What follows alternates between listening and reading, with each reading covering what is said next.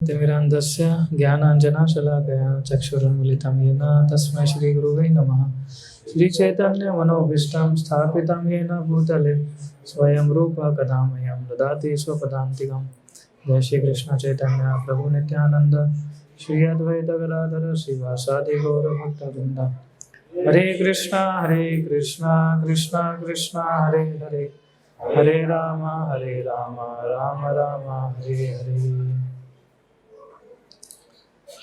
सो आज हम एकत्रित हुए हैं प्रेमविलास प्रभु के निवास स्थान में हिज होलीनेस कदम कानन महाराज की व्यास पूजा उत्सव में। तो हम आज समझेंगे तीन चीज़ों के ऊपर, दो चीज़ों के ऊपर डिस्कस करेंगे। एक है क्यों गुरु तत्व के ऊपर, कि क्यों हमें गुरु की शरण ग्रहण करनी चाहिए। एक है कि दूसरा टॉपिक है कि क्यों व्यास पूजा हमें मनानी चाहिए और व्यास पूजा क्या होता है। सो आज हम मना रहे हैं 73rd व्यास पूजा हिज होलीनेस कदम कानन महाराज का। सो लेक्चर के बाद हम महाराज का थोड़ा ग्लोरिफिकेशन भी करेंगे। सो गुरु का मतलब क्या होता है, what is the meaning of गुरु। हमने गुरु के ऊपर काफ़ी लेक्चर्स लिए हुए हैं पुरानी बैच में। नई बैच में शायद हम I think first time discuss कर रहे हैं गुरु के विषय के ऊपर। सो गुरु कौन होते हैं, कौन होते हैं गुरु? कृष्ण के प्रतिनिधि। और तो हमारे जैसे ही होते हैं ना, उनकी भी दो आंखें हैं, दो कान हैं, तो नाक, एक नाक है। आप लोग मत बोलिए, नए लोग बोलिए। अभी आप सबको पता ही है, आप सब शास्त्र के श्लोक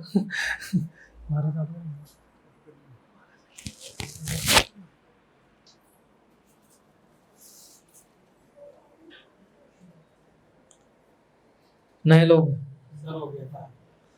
सर्वज्ञाता, इसको सभी चीज़ों ज्ञान हो। ये हमारे आध्यात्मिक पिता हैं। हाँ, हमें भगवत धाम लेके जाएंगे। वो रिस्पॉन्सिबिलिटी लेते हैं ना कि हम भगवत धाम पहुँच जाए, ऐसा। यस। सो शास्त्र में अनेक, आप लोग मुझे देख पा रहे हो कंप्यूटर के कारण? दिख रहा हूँ मैं अभी? आवाज बढ़ाओ। हाँ, हरे कृष्णा, ठीक है ये? हाँ, ओके। सो हम क्योंकि भारत में जन्म लिया था, पता है कि गुरु का क्या महत्व है हमारे जीवन के अंदर। तो गुरु केवल फैशन के लिए नहीं होता है ना, खाली दिखाने के लिए कि देखो मेरे पास भी गुरु है ना, मैं भी गुरु को मानता हूँ। एक फ़ोटो लगा लिया घर के अंदर, और फिर हम 9 साल में जब गुरु पूर्णिमा आती है जुलाई में, तब हम खाली उनको नमस्कार करते हैं, उनको ऑफर करते हैं, बस फिर पूरा साल हम हमारे तरीके से जीवन जीते हैं। तो ये गुरु नहीं है ना। जैसे शास्त्र में श्लोक है, आचार्य माम विजनाति मन्यते करिचित न मृत्य बुद्धे आसूयत सर्वदेवमयो गुरु। सो भगवान बताते हैं कि जो आचार्य है उनको किसके समान समझना चाहिए? वो मेरे ही समान समझना चाहिए, है ना। तो गुरु और भगवान में कोई अंतर नहीं, इस प्रकार से भगवान डेफिनेशन दे रहे हैं गुरु की ना, कि अगर आपको गुरु जो है उसको आपको कैसे समझना चाहिए, वो मैं ही हूँ, है ना, क्योंकि वो मेरे सर्वदेवमय गुरु, है ना।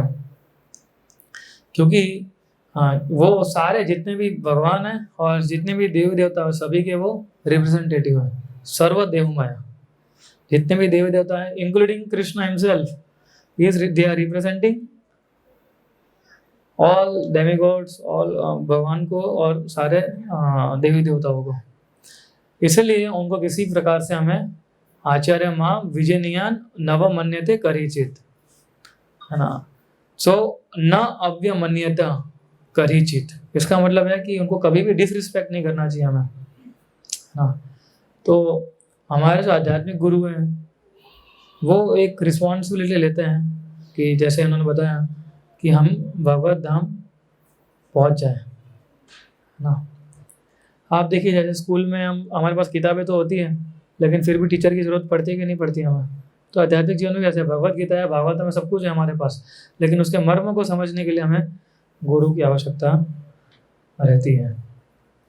इसलिए जैसे हम बताया इन्होंने साक्षात हरि ना समस्त शास्त्र, मंगल आरती में कहते हैं ना कि वो साक्षात हरि के समान है वो, है ना। इसीलिए जैसे हम तो तीसरा नाम अपराध हम गाते हैं, क्या है तीसरा नाम अपराध? गुरु की अवज्ञा करना और उन्हें एक साधारण मनुष्य समझना, ये बहुत इंपॉर्टेंट है। अवज्ञा तो नहीं करनी चाहिए, लेकिन उनको साधारण मनुष्य भी नहीं समझना चाहिए, है ना, कि हमारे जैसे ही दिखते हैं, हमारे जैसे ही बोलते हैं, हाँ शायद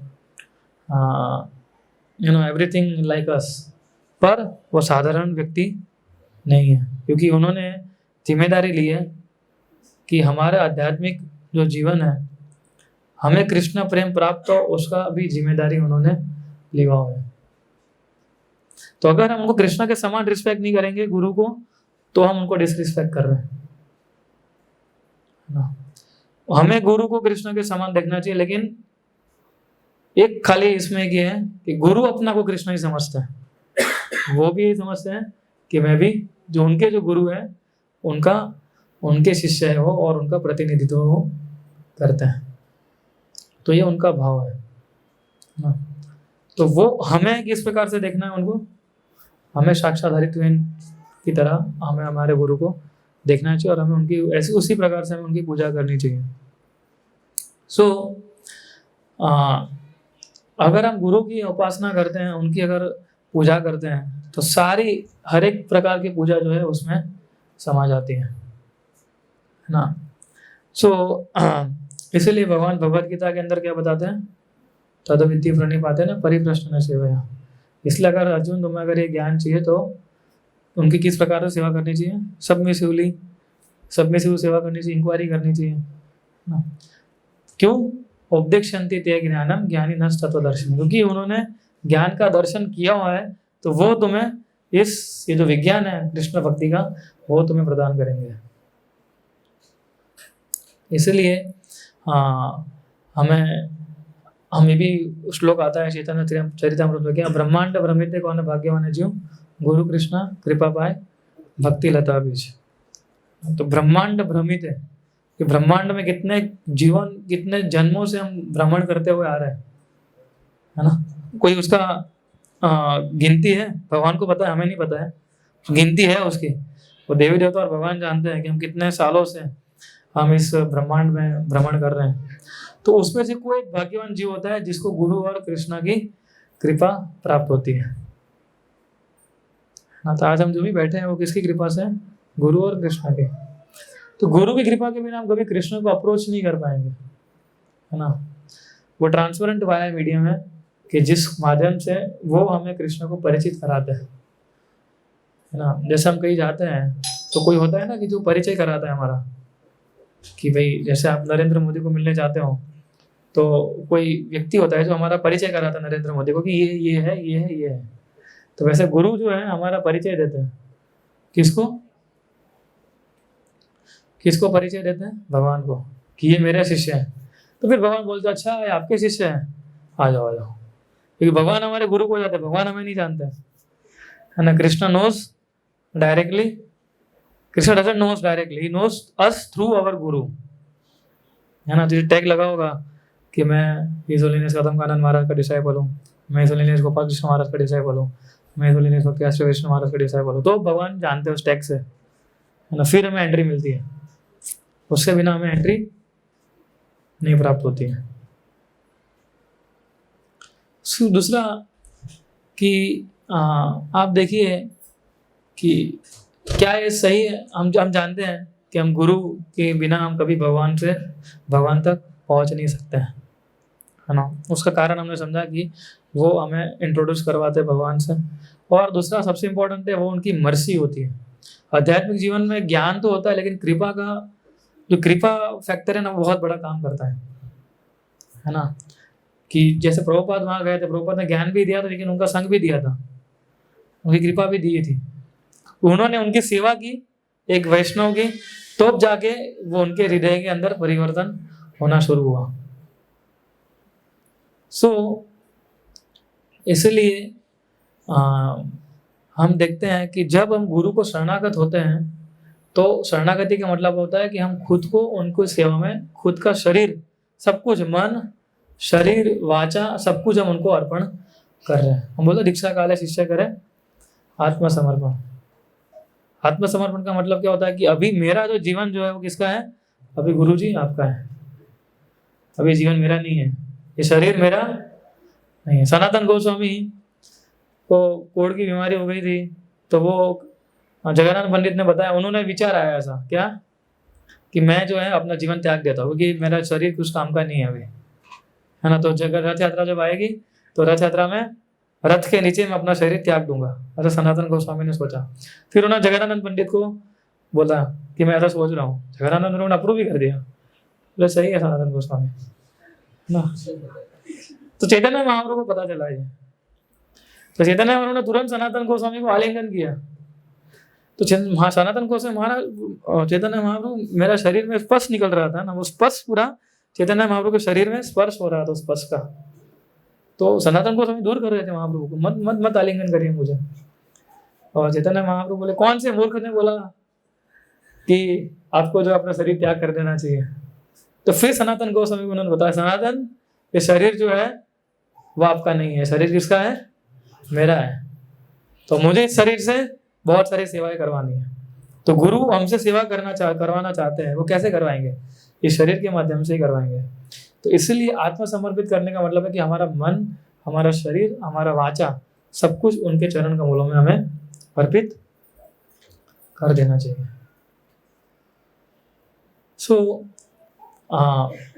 इसलिए जब हरिनाम जो है उसके अंदर पावर है।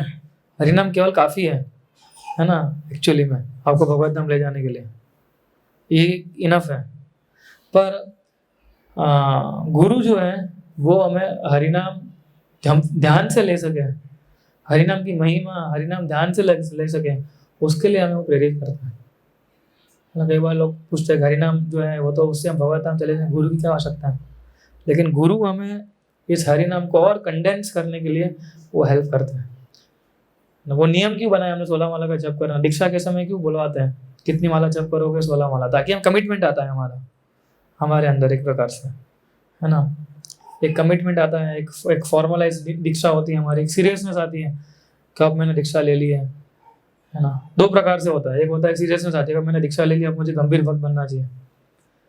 एक होता है मैंने दीक्षा ले ली है, आश हो गया मेरा काम, and I have achieved my goal of spiritual advancement, तब मैं कुछ भी जीवन में कर सकता हूँ ना। अब मैं सीनियर हो गया, अब मेरी दीक्षा हो गई, अब है ना लोग मुझे उस नाम से पुकारेंगे। तो वैसा नहीं सोचना चाहिए हमें।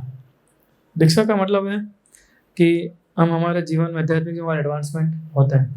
केवल लोग घबरा जाते हैं कि दीक्षा ले लेंगे फिर सारे नियम हमें फॉलो करने होंगे, उससे अच्छा हम लोग मत, हाँ। तो ये भी गलत है ना। तो आध्यात्मिक जीवन, भौतिक जीवन में क्या नीति नियम नहीं होते हैं? आपकी कंपनी में रूल्स है कि नहीं? फिर भी हम कंपनी में जॉब करते हैं कि वो हमारा, हाँ पता है कि अगर मैं जॉब नहीं करूंगा तो कैसे कमाऊंगा। तो वैसे आध्यात्मिक जीवन में भी ऐसा, अगर आपने पूर्ण शरणागति नहीं दिखाया तो भगवत धाम कैसे जाओगे? तो फिर हम इसी जीवन में, हम इसी लाइफ में घूमते रहेंगे, है ना। तो इसलिए कमिटमेंट की, एक जीवन कमिट नहीं कर सकते हम। Just give one life to Krishna, एक ही तो जीवन देना। इतने जीवनों से हम इतना भौतिक सुख देख के तो करते हुए आ रहे हैं, है ना। तो एक जीवन जो हमें गुरु को समर्पित कर देना चाहिए, हाँ। सो जब गुरु का शरण ग्रहण करता है शिष्य, तो Krishna accept him as good as himself ना। और किसी चीजों से भगवान प्रसन्न नहीं होंगे। अगर आप गुरु प्रसन्न हो गए तो भगवान नहीं, सब प्रसन्न हो गए, है ना। भगवान को अलग से प्रसन्न करने की जरूरत नहीं, और हम भगवान को प्रसन्न कर ही नहीं पाएंगे। आपको लगता है कृष्ण को प्रसन्न करना इतना आसान है? कितना आसान है भगवान को प्रसन्न करना। गुरु को एक समय के लिए हम प्रसन्न कर सकते हैं ना, अगर उन आदेश जो हमें दे रहे हैं उस आदेश को फॉलो करके, और वो उसके माध्यम से कृष्ण प्रसन्न होंगे। गुरु को प्रसन्न होंगे तब कृष्ण प्रसन्न होंगे। सो ये काफी क्लियर है कि अगर हमें आध्यात्मिक जीवन में आगे बढ़ना है तो हमें गुरु की जो शरण है वो हमें एक्सेप्ट करनी चाहिए। और with sincerity and with seriousness we should serve him, है ना। घास में तिनका लेके रूप और सनातन चैतन्य महाप्रभु के चरण कमलों में गिर गए थे, उसी भाव से हमें हमारे गुरु के चरण कमलों में गिरना चाहिए। घास का तिनका लगे, वो कितने बड़े थे, एक फाइनेंस मिनिस्टर थे, एक प्राइम मिनिस्टर थे, और वो दोनों भाई घास में तिनका लेके, लिटरली ऐसे तिनका रख के वो उनके चैतन्य महाप्रभु के शरण ग्रहण कर ली थी उन्होंने, है ना। तो इसीलिए बहुत इंपॉर्टेंट है कि हम हमारे गुरु की शरण ग्रहण, गुरु की सबसे अच्छी सी इंपॉर्टेंट सर्विस हम कैसे कर सकते हैं, सुन के। गुरु के वर्ड्स में इतना पावर है कि अगर आप उनको सुनोगे, उनके शब्दों को, तो एक ही झटके में हमारे सारे काम क्रोध लोभ मोह मद मत्सर निकाल सकते हैं वो हमारे हृदय में से। इतना पावर है गुरु की वाणी में। इसलिए आप सभी से रिक्वेस्ट है कि जो पुराने लोग जो हैं, जिन्होंने ऑलरेडी गुरु का शरण ग्रहण किया है, तो आप सबको जो गुरु की जो लेक्चर्स है उसको सुनने चाहिए हमें, हफ्ते में कम से कम 3 से 4 बार। तो गुरु की वाणी में इतना प्रभाव होता है। श्रवणम से शुरू होता है ना भक्ति, जो प्रहलाद महाराज बताते हैं, श्रवणम कीर्तनम। तो गुरु की जो वाणी है, प्रभुपाद की जो वाणी है ना, उसमें इतना पावर है कि आपका हृदय नहीं चाहते हुए भी ट्रांसफॉर्म हो जाएगा। खाली सुनना है हमें, अच्छा नहीं भी लगे तो भी सुनना है, पर सुनना है, वो वाणी अंदर जानी चाहिए, फिर समझना भी है, वो नेक्स्ट स्टेप है। खाली ऐसा नहीं प्रभु जी बोला सुनना है सुनना है सुनना, बस सुनते जाएंगे, पर उसको समझना भी उस लेक्चर को, है ना। उन्होंने जो आदेश दिए बार बार श्रवण करने चाहिए हमें, तब जाके क्या होगा कि हम उसको सही मात्रा से हम उसको उनकी सेवा जो है वो कर पाएंगे। और फिर वो गुरु जो है रिस्पॉन्सिबिलिटी लेते हैं हमें भगवत धाम लेके जाने की। ये मत समझे कि हमने दीक्षा ले ली तो अब मैं भगवत धाम पहुंच ही जाऊंगा। दीक्षा फॉर्मेलिटी एक प्रकार से है ना, एक फॉर्मल इनिशिएशन प्रोसेस है। गुरु ने आपको शिष्य के रूप में स्वीकार किया कि नहीं किया है वो इम्पोर्टेंट है। और गुरु शिष्य के रूप में कब स्वीकार करते हैं, एक व्यक्ति को शिष्य के रूप में जब वो उनके आदेशों का पालन करता है तब, है ना। तब तक गुरु भी स्वीकार नहीं करते शिष्य को, है ना। गुरु की भी रिस्पॉन्सिबिलिटी है, शिष्य की भी रिस्पॉन्सिबिलिटी है। शिष्य की रिस्पॉन्सिबिलिटी क्या है, जो उन्होंने आदेश जो दिए है गुरु ने उसको फॉलो करना, वो उसकी जवाबदारी में आता है ना। अगर 16 माला बोला है कि मैं करूँगा तो भी करना है उसको, है ना। एकादशी के दिन 25 माला करूँगा तो फिर उसको करनी है। मैं 4 नियम का फॉलो करूँगा तो करना है। और साथ में रीडिंग भी करना चाहिए हमें, है ना। रीडिंग और हियरिंग, जितना हम हमारे गुरु की वाणी का श्रवण करेंगे उतना तेजी से हम भक्ति में आगे बढ़ेंगे। हम बोलते हैं हमारे पास समय नहीं है, तो समय निकालना होगा हमें। कम से कम दिन का 15 मिनट आधा घंटा तो हम निकाल ही सकते हैं, है ना। आप जब ऑफिस जा रहे हो तब सुनिए, उसके नोट्स बनाइए, है ना। फिर कंटेम्पलेट करना है कि, क्योंकि आपको आदेश कहाँ से मिलेंगे, लेक्चर के माध्यम से मिलेंगे ना। हम देखते हैं इस्कॉन में सन्यासी जो है वो, हम ये एक्सपेक्ट नहीं कर सकते अहमदाबाद टेम्पल में जो है मेरे जो गुरु है वो 6 महीने रुके बस, ऐसा हम एक्सपेक्ट नहीं कर सकते। वो 6 महीने में साल में 2 बार आ जाए तो ही बहुत है ना। क्योंकि दूसरी जगह भी ट्रैवल करना है, तो हम कैसे उनका संग कर सकते हैं, श्रवण के माध्यम से। So we should hear as much as lectures we can hear of our spiritual master and Prabhupada, दोनों के, है ना। ये दोनों लेक्चर मस्ट होने चाहिए हमारे जीवन में, है ना। जो हम आपको बाद में बताएंगे, आगे आईटीसी कोर्स भी होगा, है ना, कि फिर कैसे जो है हम गुरु के प्रति और हमारी शरणागति बढ़ा सकते हैं, है ना। सो ऐसे कृपालु गुरु कहाँ मिलेंगे हमें, जो आपके सारे इस भौतिक संसार के कष्ट जो है वो सारे कष्टों को निकाल के आपको भगवत धाम लेके जाएंगे। ऐसे व्यक्ति कहीं मिलेगा आपको? ऐसा व्यक्ति इस भौतिक संसार में मिल सकता है? कुछ आप गारंटी दे सकते हैं कि भाई तुम एक काम करो, मैं तुम्हें पूरा ही जीवन तुम्हारा चेंज कर दूंगा, है ना। गो टू गोलोका, है ना, जहाँ पर तुम 24 घंटे कृष्णा की सेवा कर सकते हो। ऐसी रिस्पॉन्सिबिलिटी कोई लेगा आपकी? कोई आपको पैसा दे देगा एक समय के लिए, वो भी पैसा देने पड़ते हैं वापस हमें, है ना। किसी को उधार देते हो, है ना, केवल इंटरेस्ट के साथ लेते हैं, है ना। कोई ऐसा मुफ्त में, और ये तो भगवत धाम जाने की बात कर रहे हैं, कोई भौतिक संसार से कोई लेना देना ही नहीं। तो ऐसे व्यक्ति आपको कहाँ मिलेंगे कि जो रिस्पॉन्सिबिलिटी लेंगे, मैं आपको जो है भगवत धाम लेके जाऊंगा, आपको सारे जन्म मृत्यु चक्कर से निकाल दूंगा। ये क्या बार बार जन्म लो मृत्यु लो, जन्म लो मृत्यु लो, हाँ बीमार पड़ो, बूढ़े हो जाओ, हाँ इतना कष्ट सहन करोगे, ये सब व्हाट इज दिस, उससे अच्छा है कि I will take you to Vaikuntha. ये गुरु जवाबदारी लेते हैं हमारी, है ना। तो गुरु कोई व्यक्ति नहीं है, वो सिद्धांत है एक प्रकार से, है ना, कि जो इटरनली हमारे साथ रहते हैं। ऐसा नहीं है कि गुरु जब तक मेरे साथ हैं फिजिकल शरीर में तो ही मैं उनकी इस प्रकार से पूजा करूँगा, है ना, वो चले गए तो कुछ नहीं, नहीं, वो इटरनली जन्मों जन्मांतर यही आपके गुरु रहेंगे अभी इस प्रकार से, जिनसे आप दीक्षा लोगे, है ना, वही birth after birth after birth eternally आपका जो संबंध है उनके साथ अभी बन गया है। सो एक बार अगर गुरु प्रसन्न हो जाते हैं तो और किसी को प्रसन्न करने की आवश्यकता नहीं रहती, है ना। Just one smile, one service unto him, वो जन्मों जन्मों तक भगवान हमारे जितने भी ये जो हम बोलते हैं ना, हमारे जो अनर्थ है हृदय के अंदर, वो अनर्थ आप कितना भी प्रयास करोगे नहीं जाएंगे, गुरु एक सेकंड उस अनर्थ को निकाल सकते हैं, वो कैपेसिटी है उनके अंदर, क्योंकि वो डायरेक्ट हमारे हृदय में जाग के देखते हैं। उनके लिए हमारा फिजिकल बॉडी इतना इम्पोर्टेंट नहीं है, इसका हेयर स्टाइल कैसा है, कौन सा चश्मा पहना है, कौन से कपड़े पहने हैं। For them that is not important, for them it is important that how can I take this jiva back home back to God. और वो सीधा हमारे देह के अंदर देखते हैं ना कि अभी भी ये झूठ बोल रहा है, अभी भी इसके अंदर विनम्रता नहीं आई है, तो महाराज उसके ऊपर काम करते हैं, जो हमारे गुरु है वो, ये कैसे विनम्र बने, क्योंकि उनको ही मालूम है कि विनम्रता आएगी तो हरिनाम ठीक से ले पाएगा, है ना, सहनशीलता आएगी तो हरिनाम ठीक से ले पाएगा वो, वरना कैसे ठीक से ले पाएगा। ठीक है। सो इसी प्रकार से हमें हमारे जो गुरु हैं, एक्चुअली गुरु तत्व के ऊपर हम और भी क्लासेस लेंगे आगे, ठीक है, आप लोगों के लिए भी, आप लोगों के लिए भी, है ना। तो उसमें हम ज़्यादा डिस्कस करेंगे कि क्यों और भी अंदर गहराई में हम उतर सकते हैं इसके ऊपर, है ना। तो हाँ, जब तक आप अपना जीवन समर्पित नहीं करेंगे गुरु को, तब तक आध्यात्मिक जीवन में उन्नति नहीं हो पाएगी। और जीवन समर्पित करने के लिए वी नीड कमिटमेंट। तो ये नहीं घबराना है कि अगर मैं अभी जो देखो इस्कॉन में धीरे धीरे करके ये आया, ये आया, ये आया, ये आया, तो ये किसके लिए आ रहा है सब? ये नियम फॉलो कर रहे हैं किसके लिए कर रहे हैं? प्याज लहसुन नहीं खा रहे हैं किसके लिए कर रहे हैं? भगवान को घर के अंदर भगवान का ऑल्टर बनाना है किसके लिए कर रहे हैं? भगवान को आरती ऑफर करनी है वो किसके लिए करनी है? भगवान को भोग लगाना है वो किसके लिए करना है? ताकि हम इस भौतिक संसार से बाहर निकले।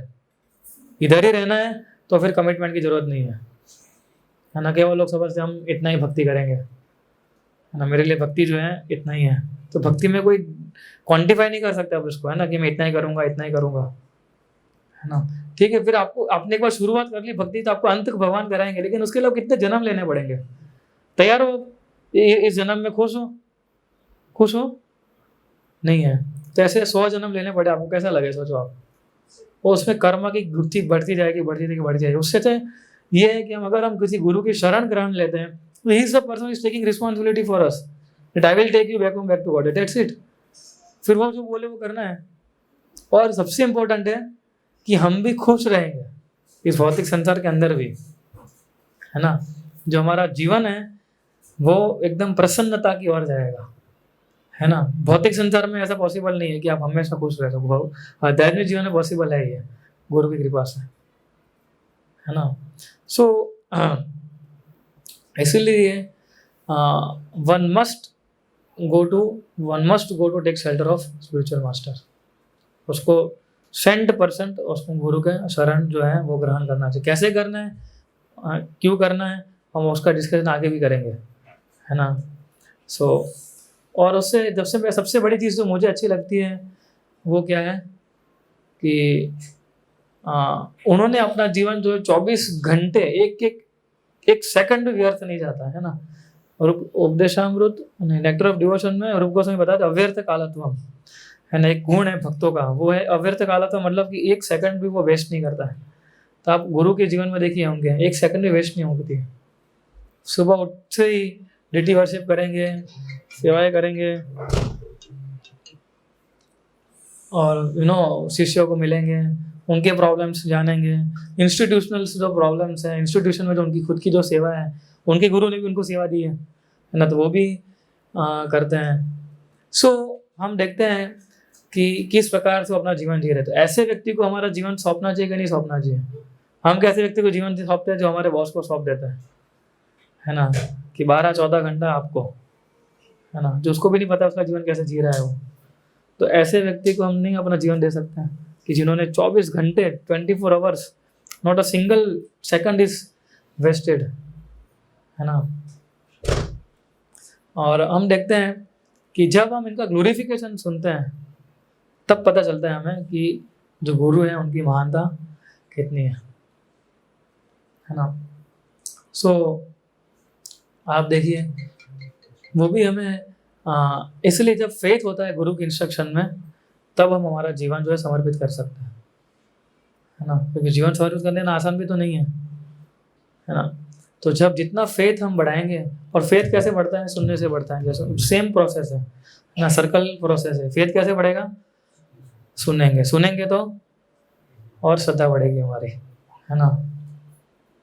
इसलिए प्रभुपाद जी तात्पर्य में लिखते हैं कि कृष्ण भावना और सेवा जो है it should be practised under the guidance of a spiritual master, है ना। ऐसे जो मुझे अच्छा लगता है, मुझे जो अच्छा लगेगा वो मैं करूँगा, वो भाव नहीं होता है सेवा का।